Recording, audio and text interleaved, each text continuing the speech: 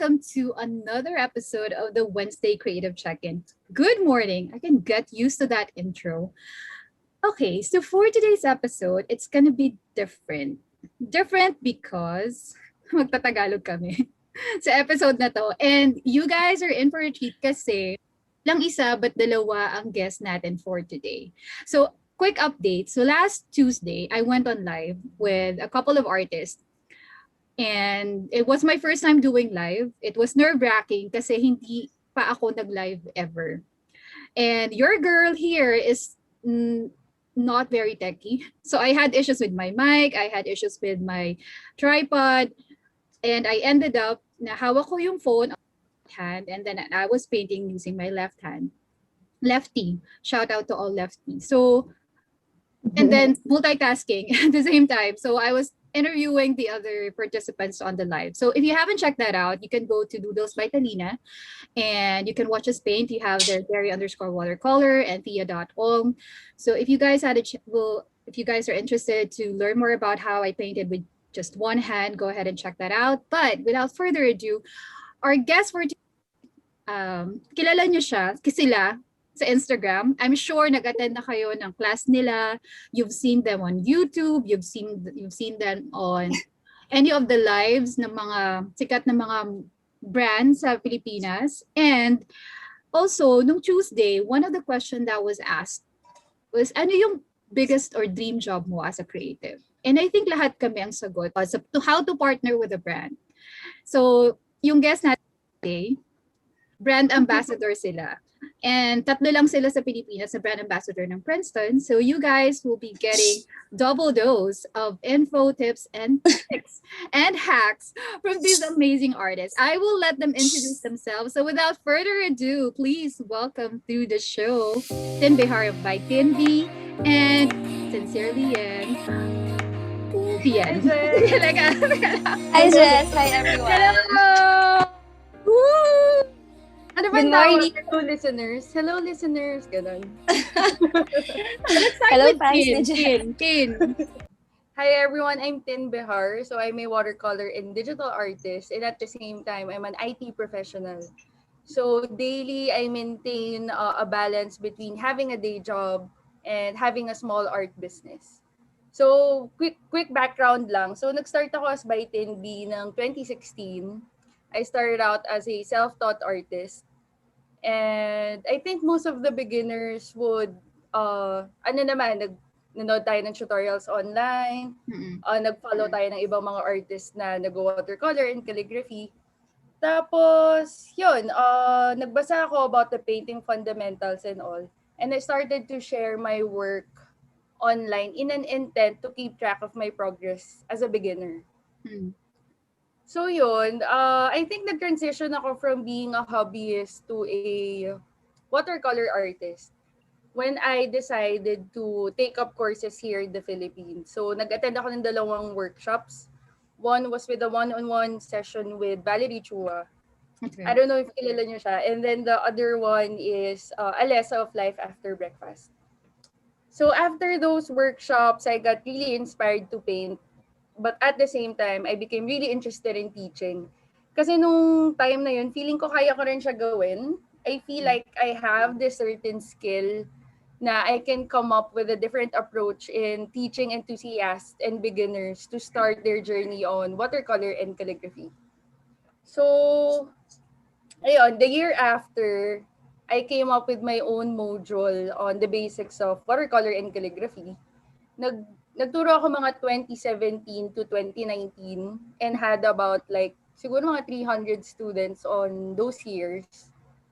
And at the same time, nag-expand din si Bytin B. So hindi ako naging limited to watercolor since I've partnered with schools, collaborated with brands, and then nag-explore ako ng different art form like invitation designs and wall murals. So, nung time na yun, nung nagkakaroon na ako ng mga commission works and workshops, hindi ako masyadong naging active sa Bytin B. Talagang parang kapag meron lang akong work, ina-upload ko. Hindi ako kasing consistent as to how nung nag-start ako and kung paano yung approach ko na. Come 2019, I think I had my very last face-to-face workshops That was with Mentos.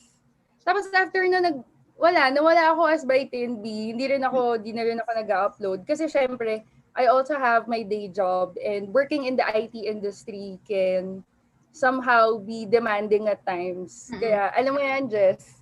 So, kaya yun. So, nag-focus ako sa work and nawalan ako ng time for art for those years. Then, come 2020, I traveled to LA. Tapos, na-inspire ako dun sa mga pinuntahan namin ng mga art shops, museums, kasi parang I realized na nakakahinayang na tinigil ko yung side hustles ko as by 10B. Kasi syempre, I started 2016, tapos nagtuloy-tuloy naman, nagde-develop siya. And then bigla ko lang tinigil kasi wala akong time. So I decided na when I go back to Manila, I'm gonna start doing face-to-face workshops. But then, the pandemic happened. So, from my initial plan on teaching, naging na lang, basta maging active lang ako sa by 10B. Kasi, nung time na yun, ang hirap din naman makakuha ng gigs. Wala na yung mga events, hindi ka na workshops and all. So, I need to find a way on how I can reach my audience online. So, yun, naging active lang ako sa by 10B. Tapos, I started painting again. I started posting and being consistent. Tapos, na-discover ko rin yung digital art, specifically pattern design. Kaya naging interested ako with different functional art. Yan, I created IG filters, I created wallpapers, different kinds of merch, ganyan. And last year kasi, sobrang naging helpful sa akin na since naging active ako, nakamit ako ng mga people on the community. So, doon ko kayo na-meet ni Yen. Yes. Ano pa na yun? Isipin ko last year lang yun. Yeah, last year lang yun. Parang ang tagal na, di ba?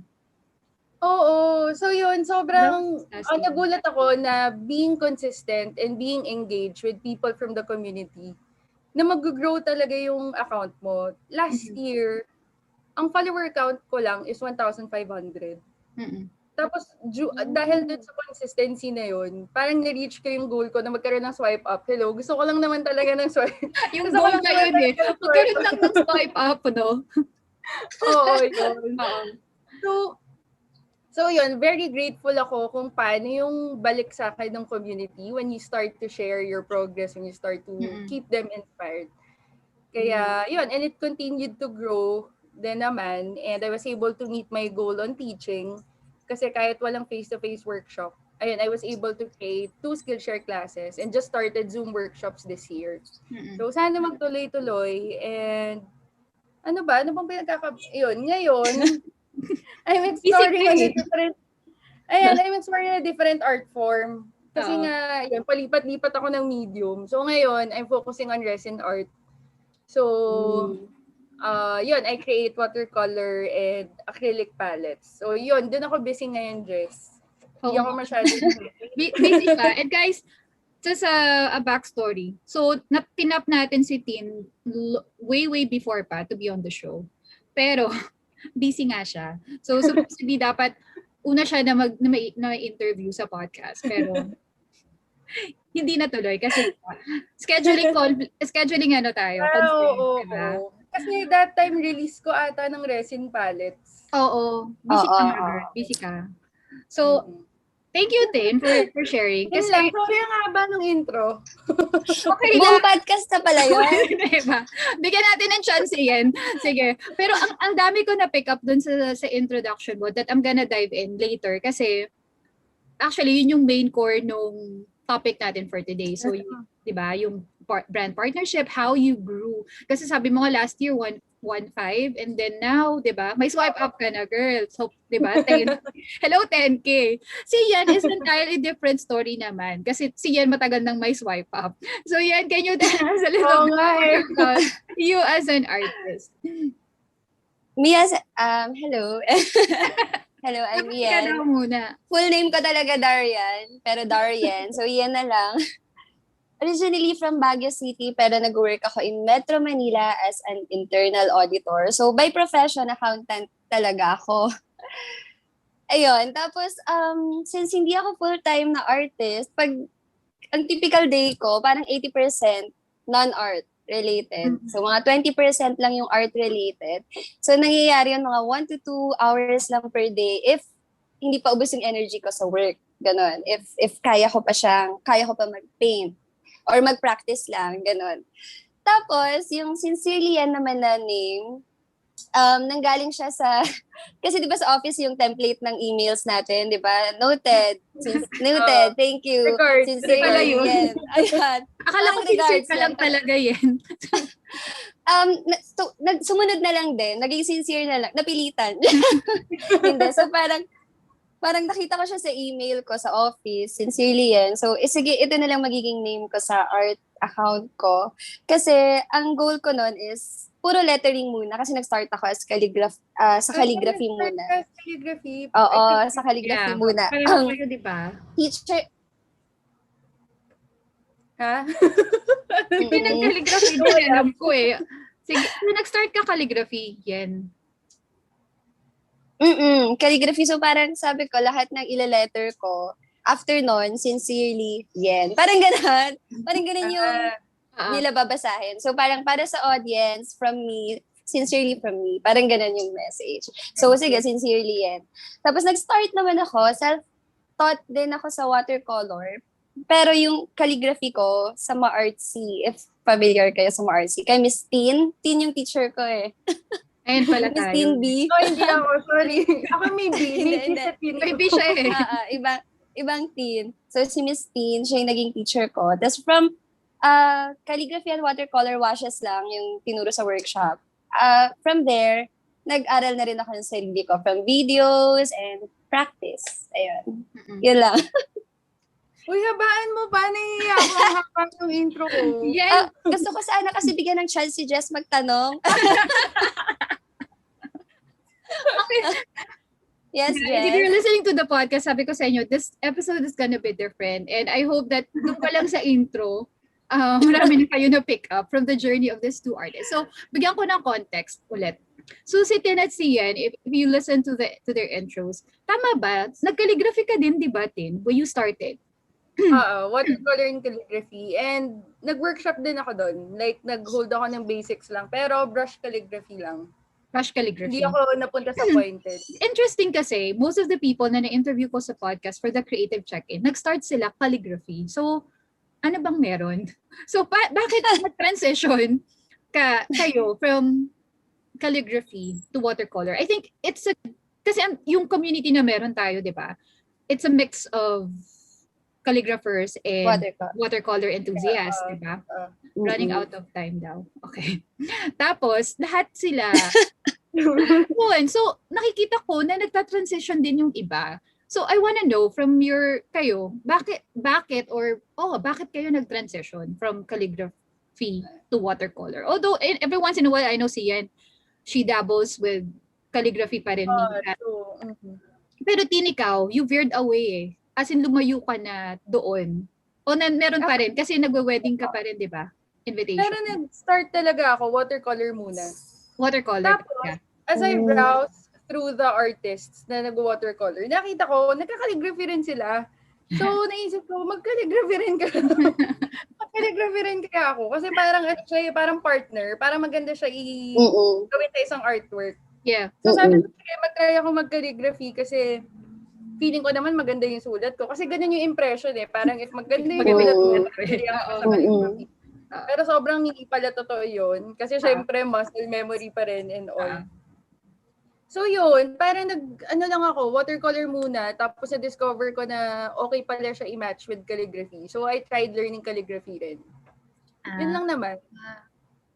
So talaga, I think ikaw yan. Ako, kasi calligraphy muna, pero gusto ko makulay. Gusto ko may mga background. Tapos nung una, sapat na yung watercolor washes lang na background eh. Okay na yun nung una. Pero nakita ko, maganda rin pala yung may pa-bulaklak, may pa-flower. So, ayun, parang pinactice ko. Una, as ano lang siya, parang background or border lang sa calligraphy. Main pa rin yung calligraphy. Tapos, napamahal. Tapos, mas gusto ko nang nag-watercolor. Mas nakakapag-explore ako sa watercolor. Mas na-express ko yung style and yung self ko through watercolor kasi yung mga choices ng colors, yung style, ganun. Mm. So mas nag-aral na ako ng watercolor, mas practice ko na siya. Tapos yung calligraphy, ginamit ko na lang siya para iparating yung message kung ano mang nararamdaman ko. Wow, nung time na yon. So ayun. I think kasi parang sa journey natin, sa art journey natin, parang hindi pa rin natin talaga fully kilala yung self natin, kung ano yung gusto talaga natin, or ano yung style na gusto nating i-pursue, ganun. So, siguro part yon yung kahit nasa art ka na, nadidiscover mo pa rin kung saan mo mas gusto, yung mga ganun. Gusto ko itap yun, sinabi mo, Yen, na as an artist, yung journey mo na kinikilala mo pa rin yung sarili mo, di ba? Pero kasi may mga instances, and I'm not can relate to this, kasi ako din, I tried different things. Nag-pottery ako. Alam mo yun, iba't ibang bagay. So, pero may sinasabi din sila kasi, di ba, na you need to stay in your lane. And I'm asking this kasi you guys have built your brand. If you are, syempre, karamihan sa network, nasa community natin is yung mga tao na nag-uumpisa pa lang. Or siguro medyo nakapag-start na. Pero katulad natin dati, parang nag-iisip sila, ano ba talaga yung gagawin ko? Calligraphy ba? Watercolor ba? Realist ba? Loose ba? Or sometimes kasi influence na nakikita mo, so ay parang mas may traction yung ganito. So I'm not sure kung familiar ka ng shiny object syndrome. So whatever it is na parang, uy, may hype. Or yung style na yun, okay, yun yung ipapalo ko. Oo. So, parang yung identity mo as an artist, medyo nag-shift based sa kung ano yung nakikita mo. So, kayo, kung ano yung ma-advise nyo for someone who's, yun nga, nagta-transition or nagtatry hanapin kung ano yung voice talaga. Or sige, sabihin natin niche na gusto na lang or lane na gusto nilang daanan as an artist. Okay, hindi. Kasi for me, you have to think about your goal as an artist. Kasi one, if you want to focus on one medium, pwede kasing ang goal mo is to be an expert at it or gusto mo makilala dun sa medium na yun. So, kunyari, gusto mo makilala sa watercolor. Like si Yen, she established na kapag loose watercolor florals, isa si Yen sa iisipin mo na artist. Yes. And when you talk about calligraphy, you think about 7 brush strokes. Kumbaga kasi nag-focus sila doon and they try to develop on that field. Pero kasi meron din naman yung ibang goals ng artist.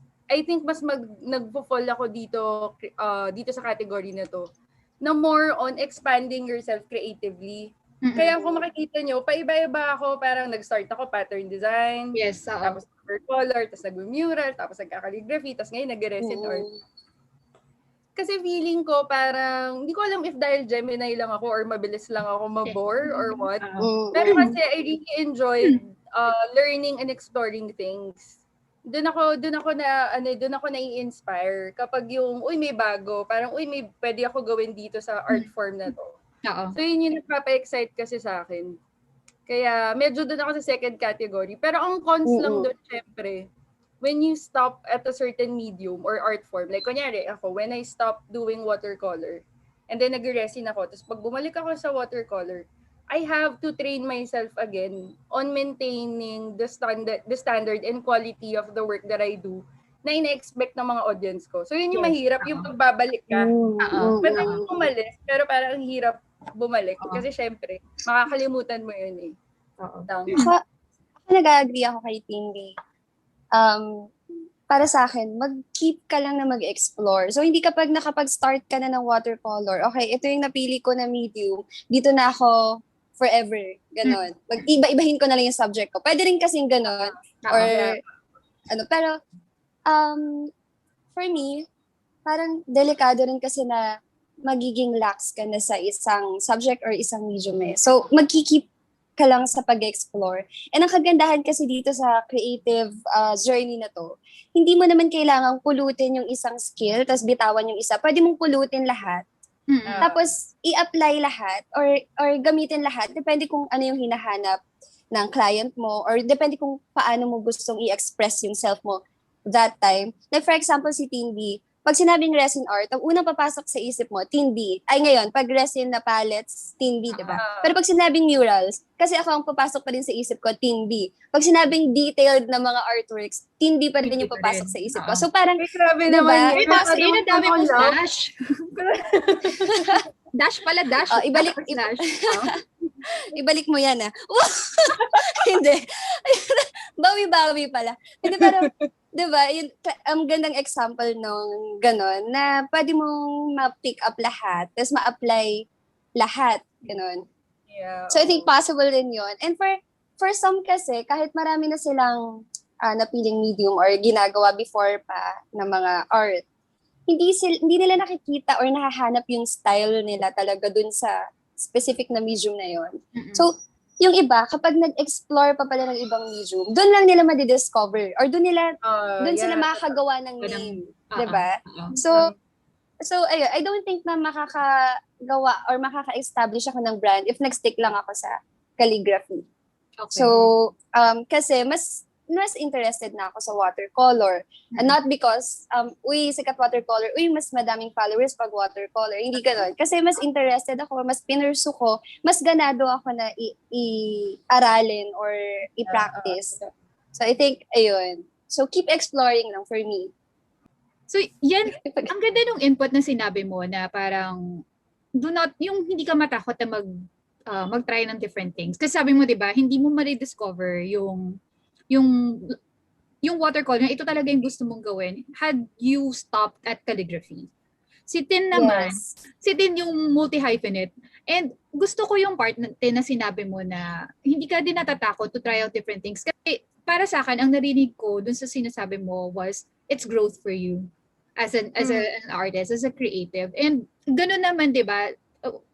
Every day we learn something new, whether it's it's something that we read, it's something that we've experienced, or in our own, creative journey. Any sort of tips or dun sa mga tao na either natatakot sila to shift because they think na, ay, baka bumaba yung engagement ko or malito yung audience ko. Or yun naman na nasa transition na sila, pero tama ba yung ginagawa ko? So that I really stick on transitioning or trying out this medium, baka naman hindi maging okay or paano, baka hindi ako mag-grow. Or, syempre, all of us, we want to be creative entrepreneur, di ba? Kaya nga tayo may side hustle. Kasi more than it's something that we enjoy doing, of course, it's also another stream of income. So, I wanna pick your brains on doon sa aspeto na yun na I think it's one of the pain points na pinagdadaanan ng either ng a beginner or someone who is establishing or trying to establish their brand. Kung gusto mo talagang isingit yung bago mong na-discover or bago mong ine-explore na medium, konti-kontiin mong i-present sa audience mo. Like, for example, yung ako, nag-loose florals ako, pero kadalasan, floral wreath. So, ang ginawa ko, medyo realistic ako, na floral wreath pa rin yung kinikreate ko. So, parang nandun pa rin tayo sa same, pero may konti akong iniba. Innovation, parang gano'n. Yes, pakonti-konti mo lang siyang isingit, gano'n. Tapos mamaya magulat sila, realistic na yung ginagawa mo. Pero, may posts ka pa rin na babalik sa loose, gano'n. Ako pa rin to, guys, parang gano'n. Hi! This is me pa din, parang gano'n. Okay. Parang it's a message din to everyone na hindi ko iniiwan yung loose, dadalhin pa rin natin yung loose, pero nag-explore tayo. Parang may growth lang or ayun, may bago. For me, it's different when you want to establish a brand voice. Kasi ako naman, kaya my account continued to grow. Kasi nung time na yon, I focused on watercolor. Kasi sinasabi nila, when you want to create brand voice, you need to focus on one medium. Yeah. On one medium talaga. Kasi para yung mga brands or mga people na nagpo-follow sa'yo would know in an instant what you can offer as an artist. Yeah. Like, pag nakita ko yung profile niyan, alam ko magiging inspired ako sa watercolor painting and all. Versus kapag, kunyari, I realized kasi na yung dati kong feed, lahat talaga ina-upload ko eh. kahit mural, invitation Oo, design. As in, oo. sobra siyang parang collage. Oo. As in, collage of everything. So, I realized na parang pag nag-focus ako sa isa, mas makukuha ko yung audience Okay. ng medium na yon versus kapag marami ka masyado in-offer, ma-overwhelm yung mga tao eh. Parang ano ba pwede kong makuha kay Tin? Parang lahat na lang Oo. iba-iba pero wala siya yung pinaka-consistent na ina-offer as an artist. So, simula nung nag-focus ako sa watercolor yun, it continued to grow. And nung nag-grow siya, doon ako nag-start na to slowly, tama yung sinabi niya, to slowly transition from different medium or different styles. So yun, I think yun yung yun yung unang step, parang focus on one muna. And then feel free to explore. Yung sinabi ni Yen na it's okay to transition, pero once in a while, you would still bring them back na, hey, this is still my, alam mo yon, my brand na loose. Diba? So, I guess, ang nakuha ko doon is you bring it, parang nilagyan mo ng story. Hindi mo siya abruptly pinorse sa mata ng audience mo, di ba? Na you slowly inject. Kay Tin naman is stay in your lane muna and then establish. So, to expand more on the brand part, so I know, eto na tayo, segue to brand ambassador. Being a brand ambassador.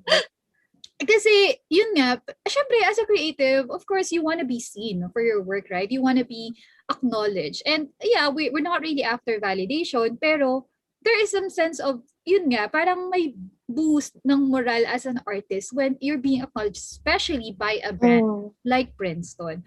Wala, hindi naman tayo paid. Ako, hindi ako paid for that advertisement, but I use Princeton. So, you guys, so you both are ambassadors. And I'm rejoicing na I know you too as an artist. And I know yung hard work and effort na binibigay nyo sa craft nyo. And true enough, diba, paano ka ba magiging ambassador? So I wanna ask you guys, pwede nyo ba i-share sa amin yung journey of being, diba? Not the nitty-gritty, not in so much detail, but just the journey of how you ended up being the 2 out of the 3 ambassadors of Princeton from the Philippines. Ako yung same approach lang naman, which is to create and share. Ayun nga, nag-focus ako kay watercolor that time. And then, yun, nalaman ko rin kasi to have a brand identity, kailangan mo rin mag-share ng progress mo and the materials that you use. So, tinatag ko lang lagi lahat ng materials na ginagamit ko. Arch, Princeton, or kung ano-ano mang yung paints and all. So, yun, naging consistent lang ako and yun, nakita nila yung kung ano yung pwede ko i-offer as an artist. And I think you don't necessarily need to focus on the numbers. Okay. Kasi ang natuwa ako with Princeton is that when they offered me to take part in the ambassadorship program, below 10,000 lang yung follower count ko noon. So sobrang na-appreciate ko na they focus more on your style and the quality of work that you can offer instead of the number of followers, the number of likes. And you can look at yung mga ibang ambassadors ng Princeton.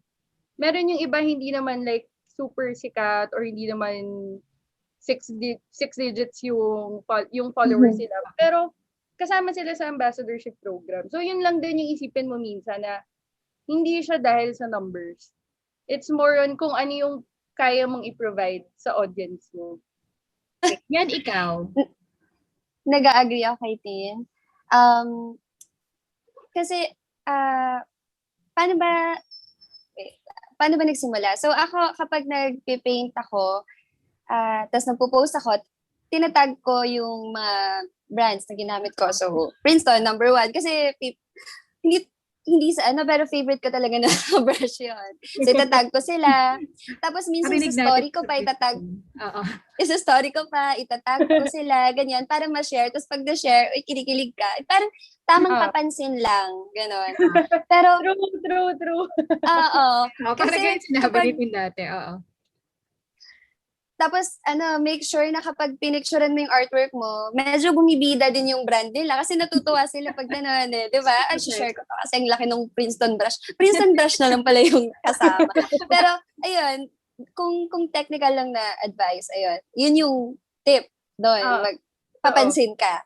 Pero ako ay ayokong i-encourage na ito yung end goal mo, yung maging brand ambassador. Okay. Parang, kumbaga, byproduct lang siya or na-achieve lang as you achieve yung main goal mo talaga. Kung bakit ka nag-start, ganon. Which is for growth or for to encourage or inspire others, ganon. Focus ka pa rin doon na hindi ito yung magiging main goal mo. Parang, it will happen na lang. Mapapansin nila. Kasi totoo to, kapag nakita ng tao kung gaano ka-passionate sa ginagawa mo, nakikita kasi ng audience eh.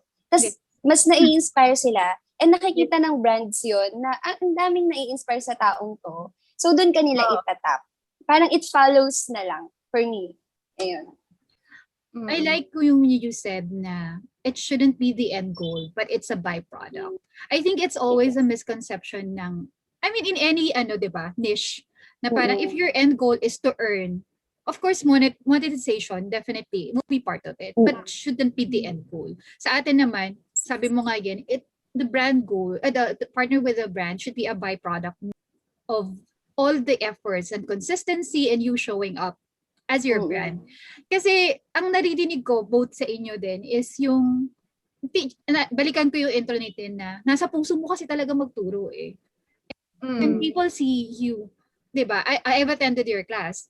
I know kung gaano yung effort and alam mo yon, yung heart behind it to teach. So nandun talaga yung goal na I want to impart kung ano yung alam ko. Kasi alam ko na may yung nag-start eh. Parang gusto mo mag-share na mag-share in any way. Kasi fulfilling talaga siya, yung feeling na nakakapag-share ka. So, I mean, yun yung narinig ko po as we go through the interview na you want to inspire others, you want to service. So, I think ito rin yung common theme sa mga na-interview ko na artists dito is that when they initially started as a hobbyist and then na-realize nila na parang, okay, I have this skill set, pero how can I make use of this so that I can service others? And sa inyo, I think more than the skill and talent, that's what I've seen with your brand. You created filters for everyone to use. Diba? That was a part. And then your works when you were doing digital works. And then your postcards and the merch. Diba? And then the free tutorials. Right? So yan, ganun din. I remember when I was starting, you posted this, yung tutorial mo na nasa highlight mo. Diba? Parang, that really helped me as someone who's just starting out. So, any other tips for brands? So, ang nakuha ko sa technical aspect nito, and pareho kayo ni Tin, actually, nung sinabi is, magpapansin ka ng medyo lang slides. So, picturean mo yung Princeton brush na lang talaga, di ba? Pero how's the journey so far? I mean, di ba, pag sinabi mo brand ambassador, parang you always need to speak of the brand. Siyempre, kaya ka nga brand ambassador, di ba? But is there any other thing that as a brand ambassador that you need to parang embody in order to, di ba, live out to the term or to the role of brand ambassador of Princeton? Siguro small step lang muna. Kasi yung mga series na sikat dito sa Philippines would be for loose florals eh. Like yung Neptune. Neptune. So, when I had my first Zoom workshop, I also curated a kit. So, dun sa kit, nag-introduce ako ng bagong series. Yung Princeton Umbria. So, parang isa sa small step ko as an ambassador na to introduce different series ni Princeton dito sa Philippines. Kasi, ang dami kong gustong series like yung Kolinsky nila and then yung Elite. Favorite ko talaga yung Princeton Elite. So, yun pa lang so far, aside from like, providing content and tagging them and promoting the brand. Okay. Yun pa lang so far, yung parang nagagawa ko or plan ko as an ambassador for Princeton. Ikaw yan? Ako, wala. Ako, yung pagiging ambassador, kasi nagpadala sila ng maraming brushes. Pero ang normal na ginagamit ko lang. Pakita mo yan. Pakita mo. Eto. Ang dami guys. So, if you're nasa rack mo yan, ang dami. Featuring yung mga halaman. Anyway, nagpadala sila ng mga other types of brushes na hindi ko naman na-explore pa before. Kasi pag tinignan niyo rin yung tutorials ko or yung mga posts ko, puro pointed round brushes yung mga nandun. Kasi yun yung pinaka-ginagamit ko for florals. Pero since nagpadala sila ng oval, yung iba-iba, Oo. mapapa-explore ka rin. So ako, gumawa ako ng series na 3 pa lang. Pero 3 pa lang siya na videos na nag-explore ng other types of brushes ng Princeton. So, yun yung way ko para mas kumbaga kahit hindi ibang line ng brush, pero ako, ibang type naman ng brush naman. Yun, para malaman. Sa Princeton. Anong favorite mo Ano? sa Princeton? Neptune pa din. Alam siya sa Pinas, no? Yeah, oo. Kaya nga parang yun pa yung isa. Imagine yung dati, as in sobrang, ang dami kong ginasto sa art bar. Ano mo yun, para bumili, para i-try out yung iba-ibang mga brushes ng Princeton. Kasi the first time I tried Princeton was with a workshop with Alessa. Binigay lang niya ata yun for free. Wow. I mean, very generous talaga si Alessa sa, sa workshops niya. So, tinry ko, that was Princeton Select. Tapos sobrang nagandahan ako. Tapos pumunta akong art bar. Tapos ang dami kong biniling brushes. Doon ko na-discover si Eddie. So, ang sarap ng feeling na parang ngayon, syempre, papadalan ka na ng brushes. So, parang hindi ka na kailangan gumastos ng sobrang dami. So, yun, nakakakilig din yung yung part na yun as an ambassador. So for masaya naman. Ang joiner. Sorry, Yen. Yen. So, bukod sa nagagamit namin yung pagiging ambassador namin para mag-share sa audience. Mag-help na sa kanila na mag-explore din ng ibang lines or ibang blush, ibang types. Na-encourage din kami nung pagiging ambassador na, lalo na kapag, alam mo yung mga times na parang ayoko muna mag-paint. Yung parang, nga pala, meron nga pala akong responsibility as an ambassador na, wait lang, wala pa akong pinipaint na bag ko. Oo, parang, may nag-aabang pala ng artwork na brand. Ayun, so, parang nakakatulong din siya. Both ways, nakakatulong din na motivate kami na yes. Ayun, so, yun lang. Yun yung i-share. Thank you. Because ang dami, I'm sure yung mga listeners, ang dami nilang takeaways doon sa part na yun. Kasi it's a topic that, okay, we know ambassadors, right? But parang never pang na-lift yung curtain to really talk about the behind the scenes of being a brand ambassador. So thank you, Yen and Tin, for showing us bits and pieces of how to be not necessarily Princeton ambassador, but how to, use the partner with a brand.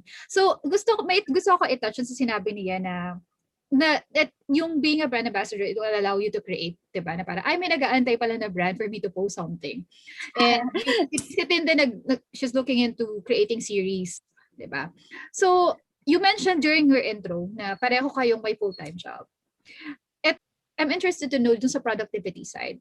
How do you balance the time to rest as well is very important din, and then creating content as ambassador syempre, and then doing your full-time jobs, and of course doing the other things on the side?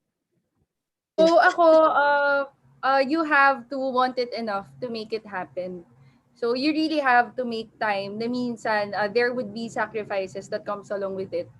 Like minsan you'd sacrifice sleep or sacrifice the things that you want to do. Like, minsan gusto mo lang mag-Netflix or gusto mo mag-exercise and all. Minsan, isa-sacrifice mo siya just to maintain itong dalawa, yung day job mo and pursuing your small art business.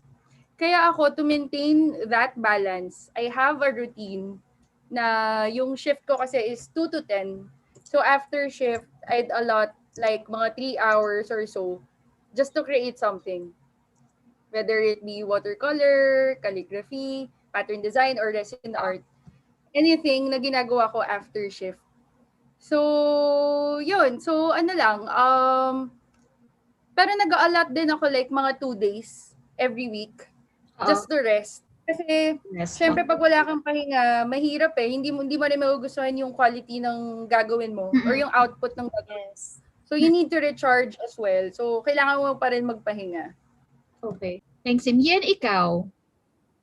Ako, nag-agree ako kay Timby dun sa part na may isa-sacrifice ka. Kasi lahat ng tao busy talaga. Pero iba-iba yung pinagkakabisihan natin. So, yung iba busy na naghahalaman, yung iba busy na nanonood ng series, gano'n, busy na nag-hangout with friends, Oo. and wala namang mali doon. Pero pipiliin mo kung saan ka magiging busy. So, ngayon na nag-pursue ka ng may side hustle, gano'n, ipa-prioritize mo yung pagpipaint or yung art time mo. Tapos, ang tip na ma-share ko dyan is, pwede ka na mag-start small. So, kahit small amount of time lang, kahit 30 minutes to 1 hour, kung talagang hirap ka, lalo na sa mga moms, gano'n, yung grabing busy nila sa work at pag-uwi ng bahay, gano'n. Yung mag-aalat ka lang ng kahit maliit na time na magpipaint ka pa rin para meron kang progress na tuloy-tuloy. And ang kagandahan kasi ang iba, kapag side hustle mo ang art, hindi ka masyadong focused or hindi mo ipupush yung self mo masyado na, kailangan ganito, kailangan ganyan, kailangan pag, hindi ako nakapaint ngayon, magigilty ako. Parang ganun. So, since side hustle siya, iba pa rin yung main source of income mo. Yung, kung meron ka mang ma-earn or wala sa art, yung hindi ka madadamage ng sobra. Ganon. Or yung everyday life mo, hindi madadamage ng sobra. So, meron ka pa rin time mag-rest and okay na yung maliit na time na i-allot mo for art.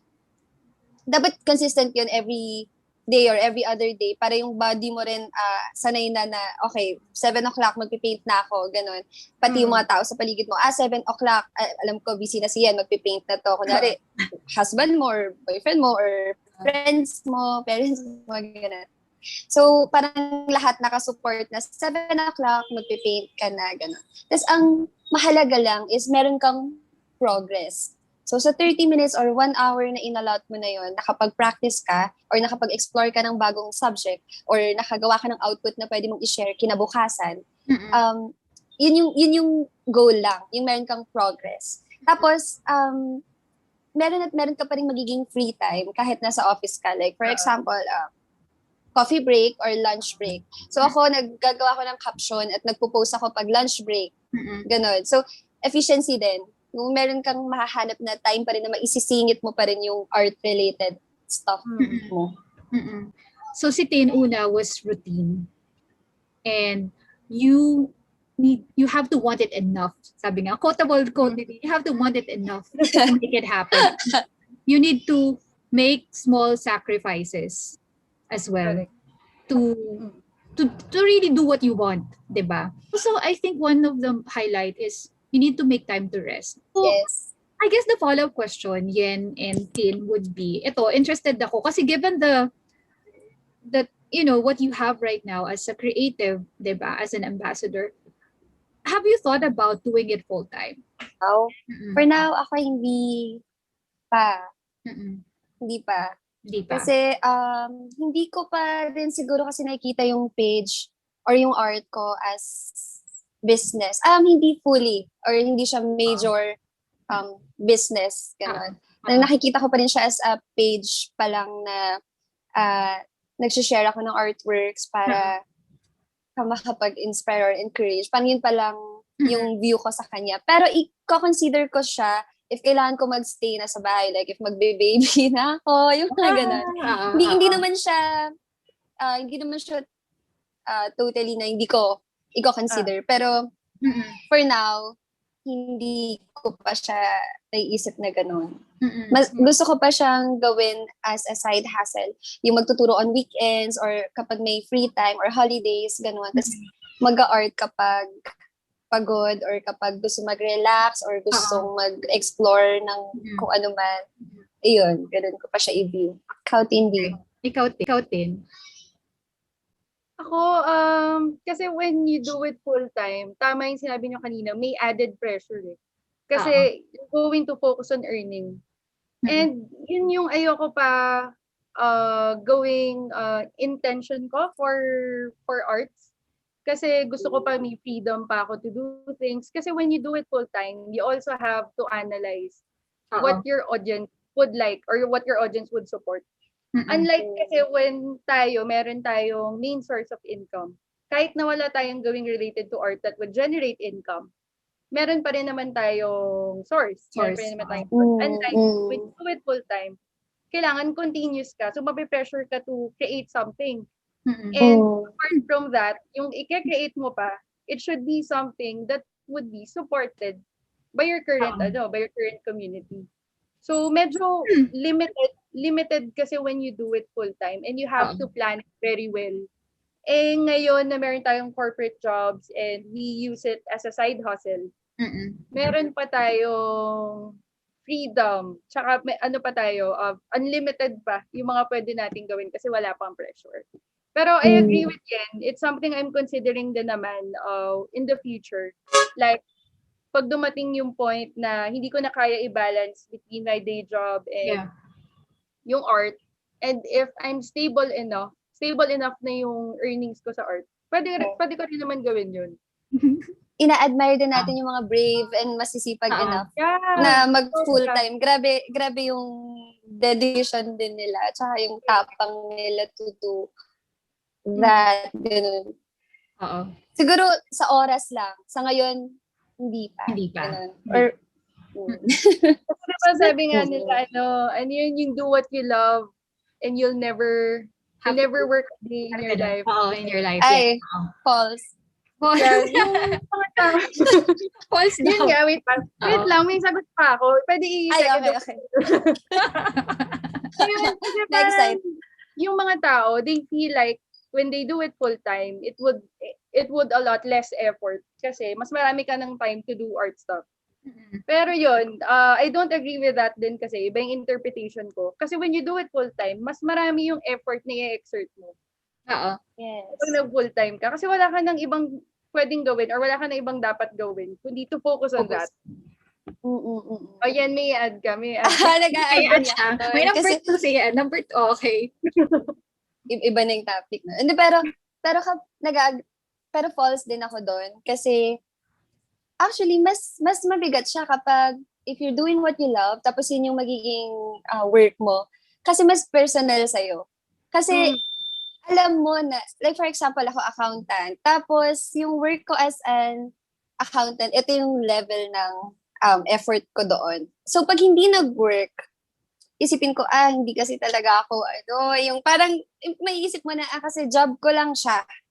Pero kapag, kunwari, artist ka, tapos, wait lang, ayusin ko, kunwari accountant ka, tapos nag-work ka, tapos may hindi sila natuwa sa output mo, hindi mo siya pe-personalin, kasi, okay, work ko lang siya. Parang ganun. Pero kapag artist ka, tapos hindi sila natuwa sa artwork mo, hurt na hurt ka kasi ikaw yun eh.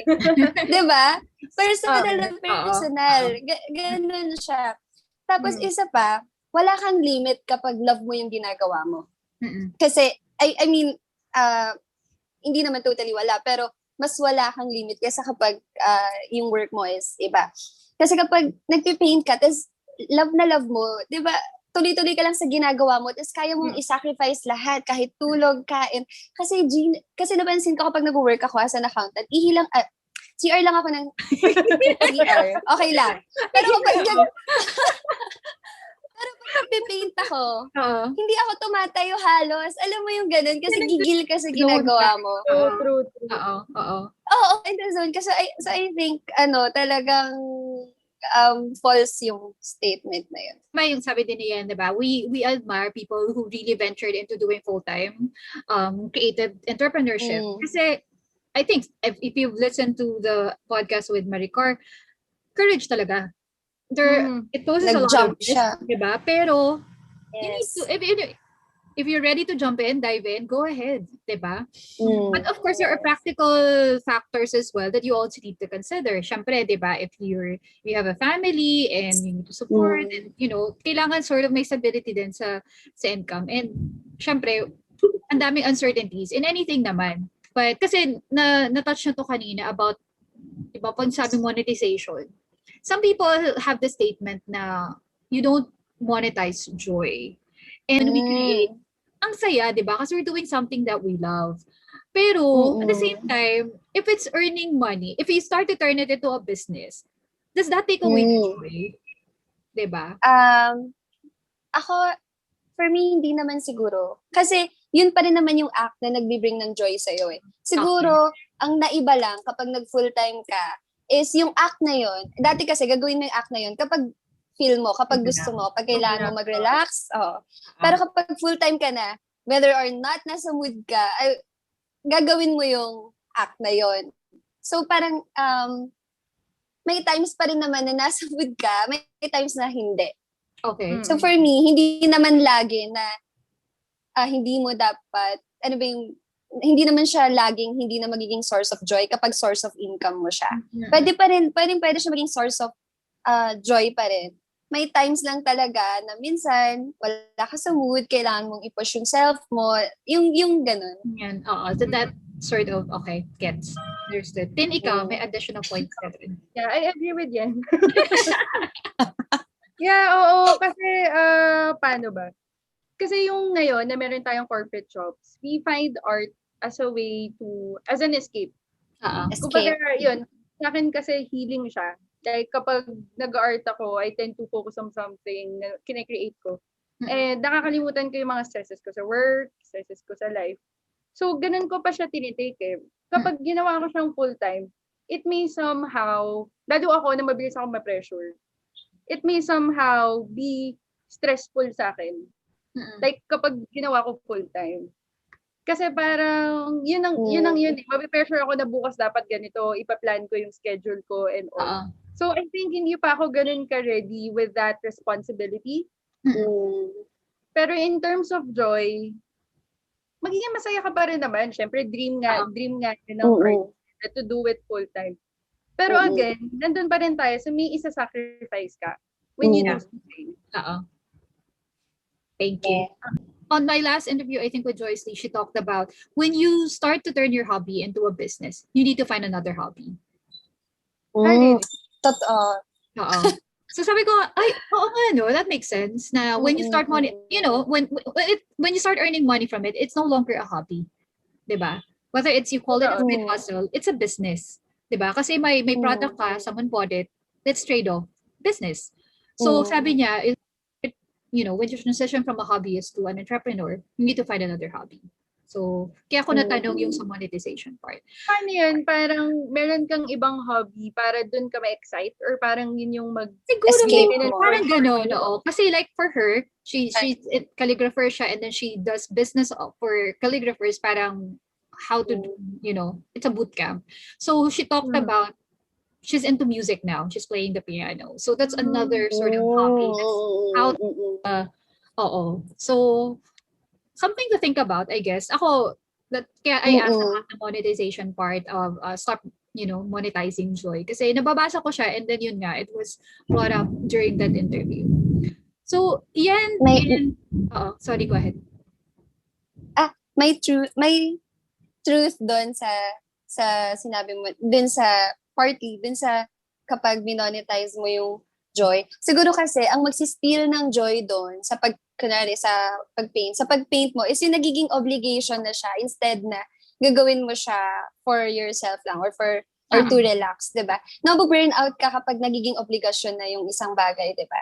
Kunwari, kahit sa work, pag pinagawa lang sa'yo na, sige kung kailan mo lang feel, okay lang, hindi ka mapapagod, pero pag naging obligasyon mo na siya, so yun yung mag-steal. Kaya siguro, nasuggest na humanap ng ibang hobby. Or pwede rin na same yung gagawin mo, pero mag-iiba yung purpose ng paggawa mo. Like, for example, maggagawa ka ng artwork. Itong artwork na to, gagawin mo kasi commission siya. So, ayan, mapapagod ka kasi syempre may deadline, may standards, ganyan. So, allow mo rin yung self mo na mag-create, bigyan mo yung self mo ng time na mag-create ng para sa self mo lang. Kahit anong doodles lang yan or kahit anong laro lang sa paintbrush. Ganon. So, parang yun na yung magiging relaxation mo. So, same na act, pero iba yung purpose. So, pag nag-iba yung purpose, mas makakahanap ka ng joy kasi ito ginagawa mo for self and relaxation. Ganon. That's a really good point. Yan.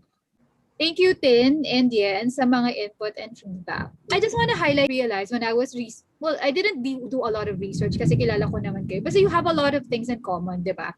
So pareho kayo na nag-touch on calligraphy. And then, you did magkaiba lang ng style, pero you're both in Skillshare. Tapos, ang brand ambassador pa kayo pareho ng Princeton. Tapos, Gemini pa kayo pareho. And guys, I'm so jealous kasi you get to meet in person.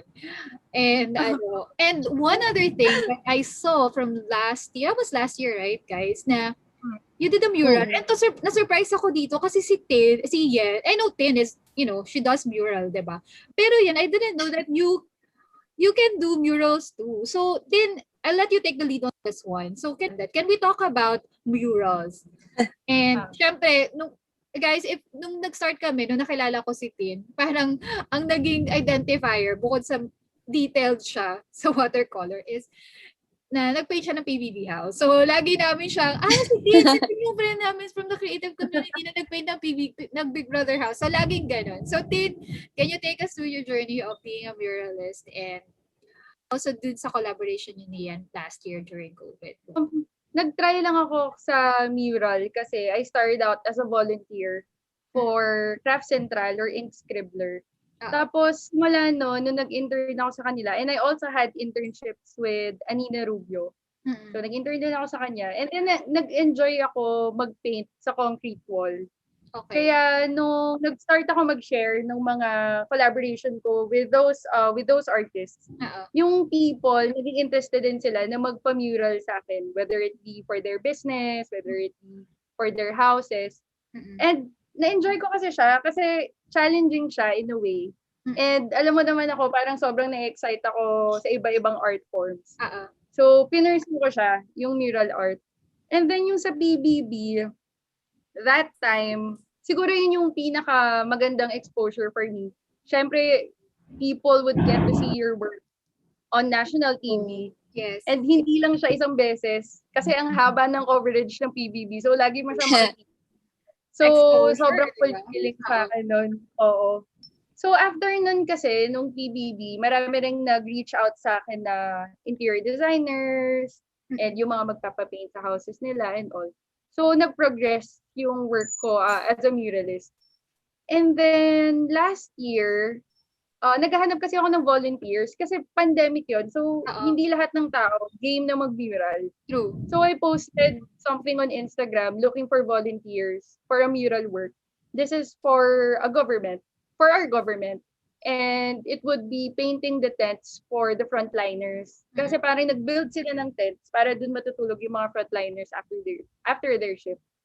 Tapos, hindi ko pa nakikilala si Ian that time. As in, parang nag-follow pa lang kami sa isa't isa.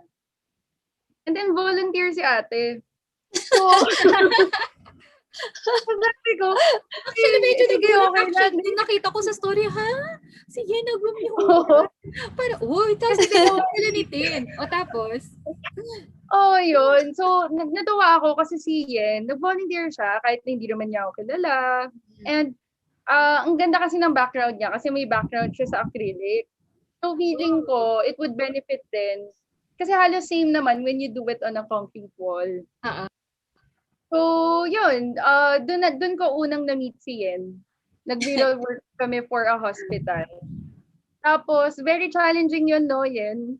Oo, pagod na pagod tayo. First time mo ba mag-mural? Mural? Oo, first time ko yun. And isang malaking honor na sa'yo ako natuto. Isang karangalan. Isang karangalan.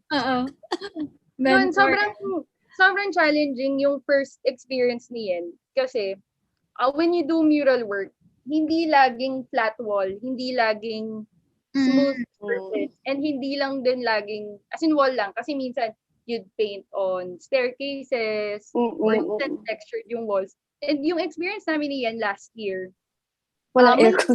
Kasi, yung tent, meron nang naka-install na bunk bed sa loob.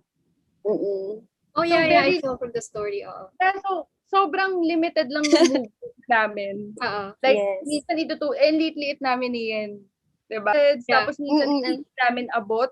Akyat-akyat tayo. Ang tangkad nga kasi namin niyan. So, challenging yung first experience niyan. Isa yun sa pinaka-challenging na mural work ko. Pero I think fulfilling naman yan. Oo, kasi nag-join naman talaga ako kasi gusto ko yung project. Mhm. na yung parang ang contribution mo lang din Contribution. sa Pilipinas. Oo, Para parang- may ano ka sa nangyayari na COVID, ganyan. But Correct. So, honestly, ayun, nagustuhan ko yung... diba? Kasi tent Mm. yun. And sabi nga ni Tin, diba, it's hard to paint. Sa Siyempre, ang unicorn. large scale. Tapos ngayon, surface, diba? Totoo. Pero that was Tsaka- a really good experience, Yen. Yes. Tama. Sobra naman.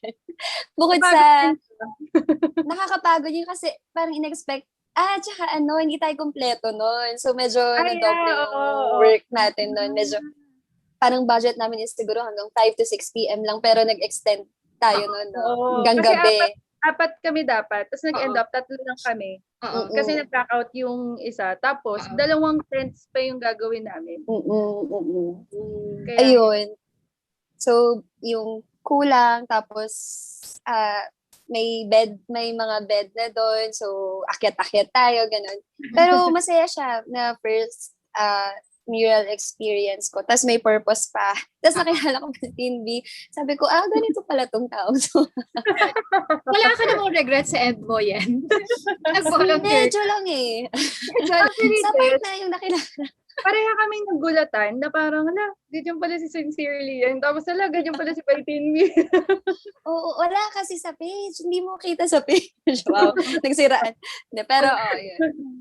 Pero I like And then it. na rin, Collaboration, diba? I mean, you guys have different styles. Pero you collaborated on one thing for a cause.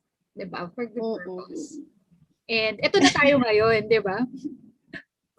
Podcast na kayong dalawa. podcast na. Nasundan yung meetups na yun, di ba? Yung mga collaboration yung dalawa. Nasundan pa siya. And then now, di ba, ambassador pa kayo ng Princeton. Pero going back quickly sa murals team, will you be doing something aligned to it or anything in the pipeline related to murals?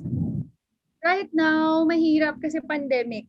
So, Oo. hindi lahat ng tao willing na magpapunta ng muralist to paint their houses. And yung businesses din kasi, mga nag-close. So, wala rin masyadong nag-reach out sa akin. Parang yung last lang was painting a nursery. Kasi parang we're building a new home. So, yun na yung huli kong gig. Actually, yung ever since naman nag-start ako ng Bited, hindi naman consistent na lagi akong may mural work. Talagang, lang siya, kapag meron lang nag-reach out sa akin and all. But it's a good, paano ba? I don't want to consider it parang another stream of income. Pero it's another parang path that you can take as an artist, diba? And I thought, ito lang kung sinasabi na parang it feels good to really see your work. I mean, hawak na tangible, diba? But to see it on the wall, for people to really see and parang admire and have their pictures taken, diba? In front of the mirror. Parang that is so satisfying din, diba? Di ba meron ka ring isa na recently, yung curate mate? Is it? Yeah. Yun, for flower shop ng friend ko. Oo, ang ganda. So, gusto niya yung studio niya, merong mural. So, yun. Kasi, Okay naman. ang ganda siyang, parang siyang it's mural, pero parang part na siya kasi talaga ng interior design. And also, a concept for the brand then. So, covered a lot of topics on the podcast, and it feels good to really get to know a little bit more about you two. I mean, of course, magkakilala tayo on the surface na, and we've collaborated on our giveaways, diba? But to get to know you more about your values as an artist, what you stand for, your advocacy, and your process, and the struggles to get you to this point and how you remain consistent. I think a lot of people who are listening will definitely learn a lot from your journey. And thank you for opening up to share about your tips, your hacks, your pieces of advice na ako personally ang dami ko na pick up. But if there are 3 golden nuggets that you would want our listeners to take away from this interview, can you give us 3? Number 1 for me is to always remember why you started. Para if nawawalan ka na ng motivation, it will remind you of your purpose. And it will remind you kung ano talaga yung success. Kasi if na-fulfill mo yung reason why nag-start ka, yun yung success. Kasi kapag sa creative journey mo, lalo na kung sinishare mo online, maraming fake successes na magka-crowd sa mind mo. Like, number of followers, engagement, or kung mapansin ba ng ganito, ganyan. So, yun yung mga, hindi naman siya fake, pero baka kasi ano kasi yung external na mga factors yon na pag hindi mo na-achieve or hindi nangyari sa'yo, or for example, hindi ka nag-gain ng followers, mawawalan ka ng motivation sa pag-create. So, if nangyari yon, mag-stick ka lang sa reason why you started talaga. So, for example, I started the page para mag-encourage or inspire ng tao. So, pag may isa or dalawa na nagko-comment na na-inspire sila sa quote na shinare mo or sa artwork na shinare mo, okay ka na. Successful ka na. Okay na yon. Tapos yung second ko is, before you think of what you can do sa community, what you can get from the community, focus ka dun sa what you can give sa community using your passion. So, mas magiging effective ka as an artist, mas magiging effective ka sa pag-fulfill ng purpose mo. Tapos yung last is, do not forget kung saan nanggaling yung passion and yung lahat ng ginagamit mo para makapag-create. And remember na everything you do it for the Lord. Kasi everything comes from Him. Yung passion mo, yung interest mo, yung motivation mo, and lahat ng materials na meron ka come from Him, and He should be glorified for using yung lahat ng yun. So, yun. Thank you, Yen. Well said. Okay, Tin, what about you? So, yung first is to never stop learning. So, treat yourself as a beginner, always wanting to learn more. So, I live by a mantra from Austin Kleon. Yun nga, to always have a beginner's mind kasi you're open to lots of possibilities. You're ready for anything. And in an expert's mind, you only have a few. So for me, naging really helpful yun kasi hindi ako nagsustop matuto and mag-explore. And then number 2 is to develop your own style and curate your own feed to establish your own brand. Actually, marami kang pwedeng pagkuhanan ng ideas, whether it be sa mga artists na pina-follow mo, pero you don't limit yourself on a certain trend or a certain artist. Para again, building this, brands would be able to know what you can offer as an artist. And then lastly, is to not focus on the numbers and focus on building relationships. Especially right now that we are on the digital age, na success may somehow be attributed to the number of followers that you have or the number of likes that you have. Pero kasi if you think about it, what's really important is taking care of the people that you inspire, people that look up to you, and the people that supports you. Kasi sa totoo lang, followers would just come and go. Kapag na-bore sila sa content mo, unfollow and all. Pero yung na-establish mong relationships, forever na yon, and it will help you grow as an artist. Minsan pa kasi when you focus on the numbers, like ako, nung nag-start ako maging active, akala ko importante talaga yung numbers. Nag-focus ako doon. And minsan kasi madedemotivate ka eh. And it may somehow lead you to being toxic. Kasi biglang i-compare mo yung sarili mo with ibang artists, i-compare mo yung work mo sa iba, tapos may isip mo, ay, ayoko na mag-art kasi mas magaling siya or mas sikat siya and all. So, as much as possible, to maintain na nakakapag-create ka lang, iwasan natin yung mga ganong mindset. Kasi it wouldn't help you grow as an artist. Thank you. So, 3 golden nuggets from Tinti and Sincerely. And guys, I love what you said. You focus on your why. Yeah, you mentioned that. And then you said focus on what you can give to the community. And of course, everything that we have came from the Lord, diba? And then I love when you said that, kasi it's a continuous learning, diba? I mean, you cannot say that I'm a genius at this, I'm an expert at this. You need to have a beginner's mind. And then simply when you talk about niche, it's about finding your style, staying in your lane, which means that you need to continue to develop, and of course, curate it.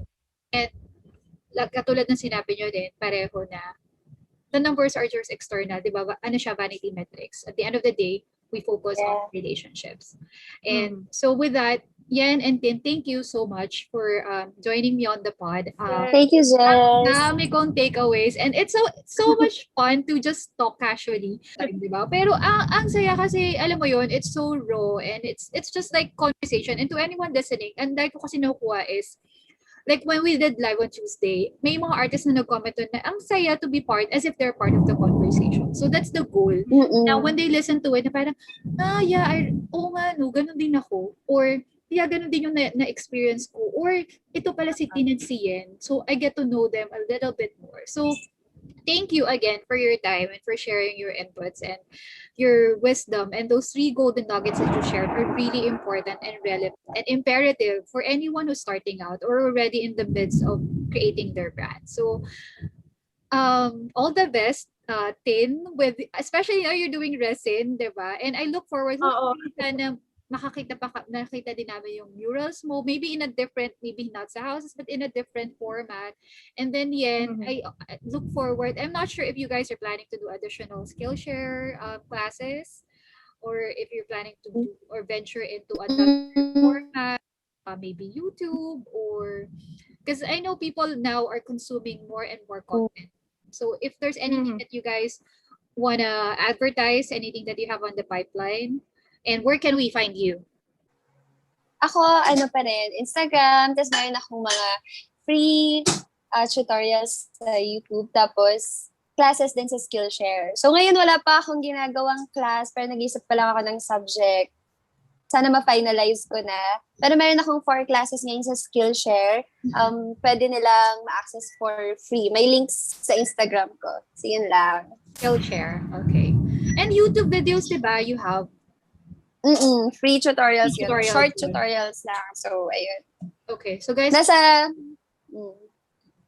link. nasa Instagram ko. Instagram Yes, link. lahat ng links. Bio ni Yen. Tin, ikaw? So this weekend, Okay. mag-release ako ng new batch of palettes.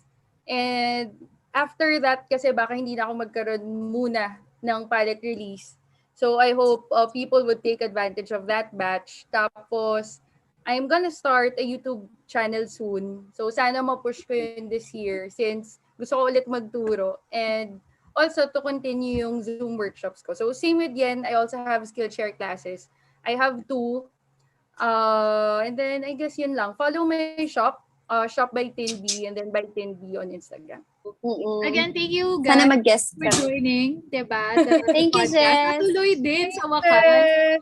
And please, you can find this for listening. You can also check out Apple Podcasts, Google Podcasts, and of course, Spotify. So that's it for the Creative Check-In, guys. Props to Yen and Tin for all those creative golden nuggets that I'm sure you guys have listed on your notes. And please do check out their Instagram to learn more about them and their work. So until then, this is your host, Jessie. Thanks for listening.